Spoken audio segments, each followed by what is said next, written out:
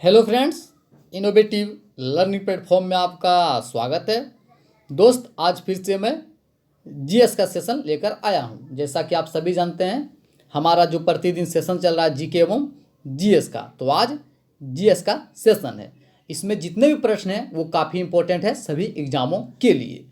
तो कृपया जितने भी फ्रेंड हैं वो हमारे साथ जुड़ जाएं और फटाफट सेशन को शेयर कर दें ताकि अधिक से अधिक फ्रेंड हमारे साथ जुड़ सकें और इसका लाभ ले सके। तो ठीक है दोस्त, चलते हैं आज का पहला प्रश्न। पहला प्रश्न है, आयोडीन का रंग किस प्रकार का होता है? तो दोस्त, जो आयोडीन होता है उसका रंग किस प्रकार का होता है दोस्त? वो जामुनी भूरे से काला। जो जामुनी होता है, जामुनी टाइप का होता है, थोड़े से भूरे एवं काला। तो आप ध्यान रखिएगा, आयोडीन का रंग किस प्रकार का होता है? जामुनी भूरे से काला। तो इसका आंसर क्या है दोस्त? इसका आंसर आपका हो जाएगा जामुनी भूरे से काला। साथ ही दोस्त, जो हम नमक यूज करते हैं खाने में, उसमें आयोडीन की मात्रा होती है। क्यों दोस्त? कि आयोडीन की मात्रा रहने से जो गलकंड रोग होती है उससे बचाती है। तो आप ध्यान रखिएगा, आयोडीन का रंग किस प्रकार का होता है? तो ये होता है जामुनी भूरे से काला। ठीक है दोस्त, चलते हैं प्रश्न नंबर 2। यदि किसी पदार्थ का पीएच मान 7 से कम, यहाँ पर क्या होगा दोस्त? 7 से कम होना चाहिए। 7 से कम हो तो वह क्या कहा जाता है? तो उसे हम अम्ल कहते हैं। जैसा कि आप सभी जानते हैं, अम्ल, उदासीन और क्षार। तो यदि पीएच जो रहता है, पीएच अगर मान 7 से कम हो तो उसे कहेंगे अम्ल।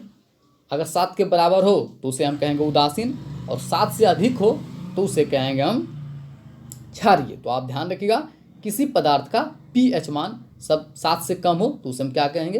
अम्ल। अब बात है पीएच, तो इसका जो आविष्कार किया दोस्त पीएच स्केल का, किसने किया था? सोरेनसन। आप ध्यान रखिएगा। तो कृपया आप जितने प्रश्न हैं उसे लिंक करके पढ़ें। जैसे यहाँ अम्ल की बात आई है, तो अम्ल जब आया तो इससे हम जो क्षार है, उदासीन है, उसके बारे में भी देख लेते हैं। तो इससे क्या होता है दोस्त? जानकारी आपको अधिक से अधिक प्राप्त होती है। ठीक है दोस्त, इसका आंसर क्या था? अम्ल। ठीक है दोस्त, चलते हैं प्रश्न नंबर 3। गुरुत्वानुवर्तन क्या है? तो दोस्त, गुरुत्वानुवर्तन क्या है? ये गुरुत्वाकर्षण की प्रक्रिया में पौधों की वृद्धि होना। आप ध्यान रखिएगा, गुरुत्वानुवर्तन क्या है? तो गुरुत्वाकर्षण की प्रक्रिया में जो पौधों की वृद्धि होती है उसे हम कहते हैं गुरुत्वानुवर्तन। आप ध्यान रखिएगा, जो गुरुत्वानुवर्तन क्या चीज़ है? तो गुरुत्वाकर्षण, जो गुरुत्वाकर्षण है उसकी यदि प्रक्रिया में किसी यदि पौधे की वृद्धि हो जाती है तो उसे कहते हैं हम गुरुत्वानुवर्तन। इसका आंसर क्या है? गुरुत्वाकर्षण की प्रक्रिया में पौधों की वृद्धि। ठीक है, चलते हैं प्रश्न नंबर 4। ध्वनि तरंग की प्रकृति किस प्रकार की होती है? तो दोस्त, जो ध्वनि तरंग होती है उसकी प्रकृति जो होती है वो किस प्रकार की होती है? वो होती है अनुदैर्घ्य। आप ध्यान रखिएगा, ध्वनि तरंग की प्रकृति किस प्रकार की होती है? अनुदैर्घ्य। यदि आपसे पूछे प्रकाश, प्रकाश जो है वो किस प्रकार की तरंग या किस प्रकार की प्रकृति होती है, तो वह है अनुप्रस्थ। आप ध्यान रखिएगा, ध्वनि होता है अनुदैर्घ्य और प्रकाश जो होते हैं वो होते हैं अनुप्रस्थ। साथ ही दोस्त, ध्वनि की मात्रा क्या होता है? तो ध्वनि का मात्रक होता है डेसिबल। तो इतना आप ध्यान रखिएगा। इसका आंसर क्या है? अनुदैर्घ्य। ठीक है, चलते हैं प्रश्न नंबर 5। किडनी का स्टोन किसका बना होता है? तो दोस्त, जिसे हम हिंदी में पथरी भी कहते हैं, तो किडनी का जो स्टोन या पथरी किसका बना होता है? ये बनाता है कैल्शियम कार्बोनेट का। किसका दोस्त? कैल्शियम कार्बोनेट का। इसका सूत्र क्या होता है? CaCO3। आप ध्यान रखिएगा, कैल्शियम कार्बोनेट। तो इसका आंसर क्या है? Calcium carbonate. ठीक है, चलते हैं प्रश्न नंबर 6। क्रिस्टल की संरचना निर्धारित करने के लिए किस रंग का उपयोग किया जाता है? किस किरण का, किरण होना चाहिए, किस किरण का उपयोग किया जाता है? तो क्रिस्टल, जो क्रिस्टल होते हैं उसकी यदि संरचना यदि हम निर्धारित करें तो उसके लिए जिस किरण का उपयोग होता है वो कौन सा है दोस्त? वह है एक्स किरण। आप ध्यान रखिएगा, एक्स किरण का उपयोग किया जाता है। एक्स किरण का आविष्कार किसने किया दोस्त? तो रोएंटजन। आप ध्यान रखिएगा कि जो एक्स किरण का आविष्कार किसने किया? रोएंटजन। ठीक है, चलते हैं प्रश्न नंबर 7। कैटिनेशन का गुण सर्वाधिक किस तत्व में होता है? तो कैटिनेशन का जो गुण सर्वाधिक होता है वो किस तत्व में होता है? वो होता है कार्बन। आप ध्यान रखिएगा, जो कैटिनेशन या धनायन जिसे बोल सकते हैं, इसका गुण सर्वाधिक किस तत्व में होता है? तो वो होता है कार्बन। ठीक है दोस्त, क्या होता है? कार्बन। तो इसका आंसर क्या है? कार्बन। अब जैसा कि सभी जानते हैं कि कार्बन एक ऐसा तत्व है जो सभी जीवों के लिए विद्यमान होते हैं। जितने भी जीव हैं उसके जो अति उत्तम, जो सर्वाधिक विद्यमान जो तत्व है वह है कार्बन। तो इसका आंसर क्या है? कार्बन। ठीक है, चलते हैं प्रश्न नंबर 8। अल्फा कण में 2 धनात्मक आवेश होते हैं, इनका द्रव्यमान लगभग कितने के बराबर होता है? तो अल्फा जो कण होते हैं इसमें 2 धनात्मक आवेश होते हैं, तो इसका जो द्रव्यमान होता है वो किसके बराबर होता है? वह है हीलियम परमाणु के नाभिक के बराबर। आप ध्यान रखिएगा, जो अल्फा कण में 2 धनात्मक आवेश होते हैं वो किसका द्रव्यमान लगभग किसके बराबर होता है? तो इसका जो द्रव्यमान होता है वो होता है हीलियम परमाणु के नाभिक के बराबर। ठीक है, इसका आंसर क्या है? हीलियम परमाणु के नाभिक के बराबर। साथ ही अल्फा की जो अल्फा किस प्रकार की होती है? तो ये होती है धनात्मक। आप ध्यान रखिएगा, अल्फा होती है धनात्मक, बीटा ऋणात्मक, और गामा जो होती है वो होती है उदासीन। ठीक है, चलते हैं प्रश्न नंबर 9। हीलियम के नाभिक में क्या होते हैं? तो हीलियम के जो नाभिक होते हैं उसमें होते हैं 2 प्रोटॉन और 2 न्यूट्रॉन। आप ध्यान रखिएगा, हीलियम का जो नाभिक होता है उसमें क्या होता है? 2 प्रोटॉन और 2 न्यूट्रॉन। ठीक है, चलते हैं प्रश्न नंबर 10। धारा ए ज्ञात कीजिए जब 500 कूलम का आवेश 25 सेकंड में प्रवाहित होता है। तो हमें धारा ज्ञात करना है, तो ए बराबर क्या होता है? ए बराबर होता है Q/T। आप ध्यान रखा, यदि हम धारा ज्ञात करें किसी चीज़ का तो उसका कूलम यदि 500 हो और समय 25 सेकंड हो तो उसका धारा कितना होगा? तो ए बराबर होता है Q/T। तो Q आपका कितना है? 500 अब बटे 25, तो इससे भाग निकल 20 बार में कट जाएगा। तो इसका आंसर क्या है दोस्त? 20। आप ध्यान रखिएगा, ए बराबर क्या होता है? Q/T, मतलब कूलम बटे टाइम। तो इसका आंसर क्या है? 20। ठीक है, चलते हैं प्रश्न नंबर 11। बेकिंग सोडा का रासायनिक नाम क्या है? तो बेकिंग सोडा, जिसे हम खाने वाले सोडा भी कहते हैं, तो इसका रासायनिक नाम क्या है? Sodium bicarbonate. क्या है दोस्त? Sodium bicarbonate. इसका सूत्र क्या होता है? NaHCO3। आप ध्यान रखिएगा, बेकिंग सोडा का रासायनिक नाम क्या है? Sodium bicarbonate. इसका जो सूत्र होता है वो क्या होता है? NaHCO3। इसे हम खाने वाले सोडा भी कहते हैं। साथ ही जो धोने वाला सोडा है उसका रासायनिक नाम क्या है? उसका रासायनिक नाम है सोडियम कार्बोनेट। तो आप ध्यान रखिएगा, जो खाने वाला सोडा है उसका है सोडियम बाइकार्बोनेट, परंतु जो धोने वाला सोडा है उसका रासायनिक नाम क्या है? Sodium carbonate. इसका आंसर क्या है दोस्त? Sodium bicarbonate. चलते हैं प्रश्न नंबर 12। मनुष्य के कुल कितने प्रकार के दांत होते हैं? तो मनुष्य में जो कुल दांत होते हैं वो कितने प्रकार के होते हैं? 4 प्रकार के। कितने दोस्त? 4 प्रकार के। आप ध्यान रखिएगा, मनुष्य में जो कुल कितने प्रकार के दांत होते हैं? वो होते हैं 4 प्रकार के। कौन कौन से होते हैं? एक होते हैं कृंतक, जिसे आप कहते हैं इंसाइजर। फिर होते हैं भेदक। ठीक है दोस्त, कौन से होते हैं? भेदक। साथ ही होते हैं अग्रचर्वनक और होते हैं चर्वनक, जिसे आप कहते हैं प्रीमोलर और मोलर। तो आप ध्यान रखिएगा, मनुष्य के कुल कितने प्रकार के दांत होते हैं? वो होते हैं 4। कौन कौन सा? कृंतक, भेदक, अग्रचर्वनक और चर्वनक, जिसे इंग्लिश में आप इंसाइजर कहते हैं, मोलर कहते हैं, प्रीमोलर कहते हैं, साथ ही कैनाइन भी कहते हैं। आप ध्यान रखिएगा, कृंतक को इंसाइजर कहते हैं और जो भेदक होते हैं उसे इंग्लिश में क्या कहते हैं? कैनाइन। साथ ही जो अग्रचर्वनक होते हैं उसे कहते हैं प्रीमोलर, और जो चर्वनक होते हैं उसे इंग्लिश में कहते हैं मोलर। तो आप ध्यान रखिएगा, जितना जानकारी रखना आपके लिए काफ़ी अच्छा होगा। ठीक है दोस्त, चलते हैं प्रश्न नंबर 13। पेप्सिन को, प्रोटीन को तोड़ने का काम कौन सा एंजाइम करता है? तो आप ध्यान रखिएगा, जो प्रोटीन होते हैं उसे तोड़ने का काम जो करता है वो कौन सा एंजाइम है? वो है पेप्सिन। इसका आंसर क्या है दोस्त? पेप्सिन। आप ध्यान रखिएगा, प्रोटीन को तोड़ने का काम कौन सा एंजाइम करता है? तो वो है पेप्सिन। यदि आपसे पूछे एग्जाम में कि ब्रेकडाउन के नाम से किस एंजाइम को जाना जाता है, प्रोटीन के ब्रेकडाउन के नाम से किस एंजाइम को जाना जाता है? तो वह है पेप्सिन। यदि पूछे वसा का अवशोषण के लिए या वसा का पाचन के लिए कौन सा एंजाइम अति आवश्यक है, तो वो कौन सा है? लाइपेज। आप ध्यान रखिएगा, यदि पूछे प्रोटीन को तो पेप्सिन, परंतु यदि पूछे वसा को तो वह है लाइपेज। ठीक है, चलते हैं प्रश्न नंबर 14। ऊष्मा ऊर्जा को पूर्ण रूप से यांत्रिक ऊर्जा में परिवर्तन नहीं किया जा सकता है, यह किसका नियम को दर्शाता है? तो आप ध्यान रखिएगा, ऊष्मा ऊर्जा को पूर्ण रूप से यांत्रिक ऊर्जा में परिवर्तन नहीं किया जा सकता है, यह किसका नियम को दर्शाता है? यह है ऊष्मा गति का द्वितीय नियम। आप ध्यान रखिएगा, इसका आंसर क्या है? ऊष्मा गति का द्वितीय नियम। और जो प्रथम नियम है ऊष्मा गति का प्रथम नियम, वो क्या था? ऊर्जा के संरक्षण से संबंधित है। आप ध्यान रखिएगा, यदि आपसे पूछे कि ऊष्मा गति का प्रथम नियम किससे संबंधित है, तो वो है ऊर्जा के नियम से संबंधित। जैसा कि ऊर्जा का संरक्षण से क्या समझते हैं? इसका अर्थ ये होता है कि ना तो ऊर्जा को उत्पन्न किया जा सकता है, ना तो ऊर्जा को नाश किया जा सकता है, ना तो उसका विनाश हो सकता है। तो आप ध्यान रखिएगा, इसका आंसर क्या था? ऊष्मा गति का द्वितीय नियम। ठीक है फ्रेंड, चलते हैं प्रश्न नंबर 15।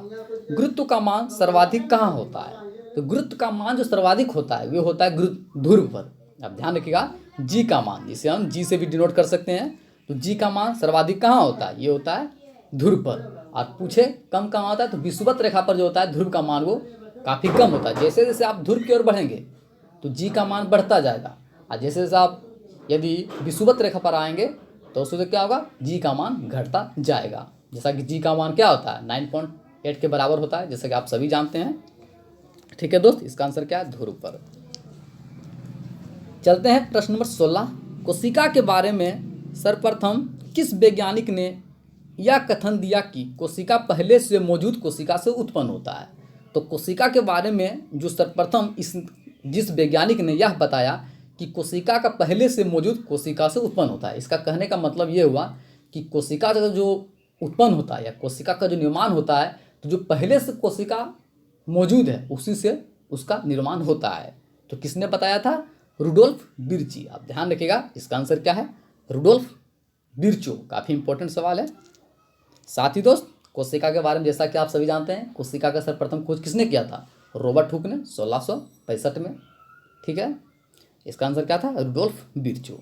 ठीक है, चलते हैं प्रश्न नंबर 17। आत्महत्या की थैली किसे कहा जाता है? तो आत्महत्या की थैली किसे कहा जाता है? वो है लाइसोसोम। आप ध्यान रखिएगा, आत्महत्या की थैली किसे कहा जाता है? तो यह है lysosome. Suicide of bag, suicide of bag के नाम से किसे जाना जाता है? तो लाइसोसोम। ठीक है फ्रेंड, चलते हैं प्रश्न नंबर 18। घास के अध्ययन को क्या कहा जाता है? तो जो घास होते हैं उसके अध्ययन को क्या कहते हैं? एग्रोस्टोलॉजी। एग्रोस्टोलॉजी को कहते हैं घास का अध्ययन। तो आप ध्यान रखें, घास के अध्ययन को क्या कहते हैं? एग्रोस्टोलॉजी। साथ ही फल के अध्ययन को क्या कहते हैं? फल को अध्ययन कहते हैं फ्लोरिकल्चर। तो आप ध्यान रखिएगा, घास के अध्ययन को क्या कहते हैं? एग्रोस्टोलॉजी। ठीक है दोस्त, चलते हैं प्रश्न नंबर 19। परमाणु नाभिक का खोज किस वैज्ञानिक ने किया था? तो जो परमाणु नाभिक होते हैं, जो परमाणु का जो नाभिक होता है, जिसने बताया था सर्वप्रथम कि परमाणु के नाभिक भी होते हैं, इसका खोज किसने किया था? रदरफोर्ड। आप ध्यान रखिएगा, परमाणु नाभिक का खोज किसने किया था? रदरफोर्ड। ठीक है दोस्त, साथ ही परमाणु के नाभिक का आकार कितना होता है? तो वो कितना होता है? 10⁻⁻15। आप ध्यान रखिएगा, जो परमाणु के नाभिक का जो आकार होता है वो कितना होता है? 10⁻⁻15। ठीक है, चलते हैं प्रश्न नंबर 20। 1903 में पहली नोबेल पुरस्कार पाने वाली महिला कौन बनी? तो दोस्त, 1903 में पहली नोबेल पुरस्कार पाने वाली जो महिला बनी है वो बनी है मैडम क्यूरी। आप ध्यान रखिएगा, मैडम क्यूरी को सर्वप्रथम नोबेल पुरस्कार से सम्मानित किया गया, जो पहली महिला थी। किस क्षेत्र में दिया गया दोस्त? इसका किसने, क्या चीज़ का आविष्कार किया था इन्होंने? तो इन्होंने किया था रेडियम। रेडियम का आविष्कार के कारण ही इन्हें 1903 में नोबेल पुरस्कार से सम्मानित किया गया था। तो इसका आंसर क्या है? Madam Curie. यदि आपसे पूछे किसके खोज के लिए, तो किसके खोज के लिए? रेडियम का, जो रेडियम धातु है या तत्व है, उसी के खोज के लिए 1903 में इसे नोबेल पुरस्कार से सम्मानित किया गया था। ठीक है दोस्त, चलते हैं प्रश्न नंबर 21। मानव शरीर में रोडोप्सिन कहाँ पाया जाता है? तो मानव शरीर में रोडोप्सिन जो पाया जाता है, मानव शरीर में रोडोप्सिन कहाँ पाया जाता है, जिसे विजुअल पर्पल के भी नाम से जाना जाता है? तो ध्यान रखिएगा, मानव शरीर में रोडोप्सिन जो पाया जाता है और इसे विजुअल पर्पल भी कहते हैं। तो समझ सकते हैं, विजुअल से संबंधित समझ सकते हैं। विजुअल का मतलब क्या? देखना। तो किससे हम देखते हैं? शरीर के किस अंग से? तो वह है आँख, जिसे हम नेत्र भी कहते हैं। तो आप ध्यान रखिएगा, मानव शरीर में रोडोप्सिन कहाँ पाया जाता है? नेत्र में। इसे क्या कहते हैं? पर्पल विजुअल भी कहा जाता है। तो इसका आंसर क्या है? नेत्र। ठीक है दोस्त, मुझे उम्मीद है कि आप लोगों को ये सेशन काफ़ी पसंद आ रहा होगा। तो कृपया यदि अभी तक हमारे सेशन शेयर नहीं किए हैं तो कृपया फटाफट शेयर कर दें, ताकि अधिक से अधिक फ्रेंड और हमारे साथ जुड़ सके। ठीक है दोस्त, चलते हैं प्रश्न नंबर 22। थैलियम धातु का नाम किस वैज्ञानिक के द्वारा किया गया? तो दोस्त, जो थैलियम धातु है इसका जो नाम दिया गया है किस वैज्ञानिक के द्वारा दिया गया? यह है विलियम कुक। आप ध्यान रखिएगा, थैलियम जो धातु है इसका नाम किस वैज्ञानिक के द्वारा दिया गया? तो किसके द्वारा दिया गया दोस्त? विलियम कुक के द्वारा। ठीक है, चलते हैं प्रश्न नंबर 23। डोलोमाइट किस धातु का अयस्क है? तो डोलोमाइट, जो डोलोमाइट है ये किस धातु का अयस्क है? तो यह है कैल्शियम का। आप ध्यान रखिएगा, डोलोमाइट किसका अयस्क है? कैल्शियम का। तो जितने भी इंपॉर्टेंट अयस्क होते हैं उसे याद कर लें, क्योंकि यहाँ से सवाल अक्सर एग्जाम में पूछे जाते हैं। जैसे कि लोहा का जो इंपॉर्टेंट है सीडेराइट, मैग्नेटाइट, हेमेटाइट, ये सब काफ़ी इंपॉर्टेंट अयस्क है। उसी तरह एल्युमिनियम का बक्साइड, पारा का सिनेबार, थोरियम का मोनोजाइट। तो कृपया जो इंपॉर्टेंट हैं खास करके उन्हें जरूर याद कर लें जिसका सिर्फ एक अयस्क हो। जैसे पारा का मात्र क्या होता है? सिनेबार, थोरियम का मोनोजाइट। तो जितने भी इंपॉर्टेंट जो भी अयस्क हैं उन्हें याद कर लें, क्योंकि यहाँ से अक्सर एग्जाम में पूछे जाते हैं। ठीक है दोस्त, चलते हैं। तो इसका आंसर क्या था? कैल्शियम। चलते हैं प्रश्न नंबर 24। सिस्टोलिक और डायस्टोलिक शब्द का उपयोग किसमें किया जाता है? तो सिस्टोलिक और डायस्टोलिक जो शब्द हैं इसका उपयोग किया जाता है रक्त को मापने में। रक्त का जो मापन होता है उसी में सिस्टोलिक और डायस्टोलिक का उपयोग किया जाता है। तो इसका आंसर क्या है दोस्त? रक्त मापने में। ठीक है, चलते हैं प्रश्न नंबर 25। मानव शरीर की सबसे बड़ी हड्डी कौन सी होती है? तो मानव शरीर की सबसे बड़ी हड्डी होती है फीमर। अब ध्यान रखिएगा, मानव शरीर की सबसे बड़ी हड्डी कौन सी होती है? वो होती है फीमर। अब फीमर कहाँ पाई जाती है? तो फीमर पाई जाती है जांघ में। आपके जो जांघ होते हैं उसमें फीमर पाया जाता है। काफ़ी घिसा पिटा सवाल है, क्योंकि यहाँ से सवाल कितने बार एग्जाम में पूछे जा चुके हैं। तो कृपया, मानव शरीर की सबसे बड़ी हड्डी कौन सी होती है? वह है फीमर। असल तो छोटी पूछे तो छोटी कौन सा? स्टेपस। कहाँ पाया जाता है? वो कान में। तो ध्यान रखिएगा, इसका आंसर क्या है? फीमर। ठीक है दोस्त, चलते हैं प्रश्न नंबर 26। अल्बर्ट आइंस्टीन को नोबेल पुरस्कार किस वर्ष दिया गया? तो नोबेल पुरस्कार जो दिया गया था आइंस्टीन को, वो दिया गया 1921 में। आप ध्यान रखिएगा, अल्बर्ट जो आइंस्टीन थे उनको नोबेल पुरस्कार किस वर्ष दिया गया? 1921 में। किस खोज के लिए? तो वो दिया गया है प्रकाश विद्युत के प्रभाव के लिए। प्रकाश विद्युत जो प्रभाव है उसी के खोज के लिए या उसी के सिद्धांत के लिए इनको 1921 में नोबेल पुरस्कार से सम्मानित किया गया था। तो इसका आंसर क्या है दोस्त? 1921। तो कृपया ध्यान रखिएगा। ठीक है, चलते हैं प्रश्न नंबर 27। दाब का मात्रक क्या होता है? तो दाब का मात्रक होता है पास्कल। क्या दोस्त? पास्कल। आप ध्यान रखिएगा, दाब का मात्रक क्या होता है? प्रेशर का जो मात्रक होता है वो क्या होता है? वो होता है पास्कल। तो कृपया जितने भी मात्रक हैं उन्हें भी याद रखें। जैसे कि बल का मात्रक क्या होता है? न्यूटन। शक्ति का मात्रक वाट। विभव का मात्रक वोल्ट।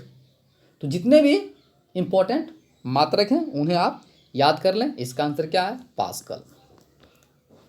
ठीक है, चलते हैं प्रश्न नंबर 28। किस उत्तक को पौधे के बढ़ते हुए उत्तक के नाम से जाना जाता है?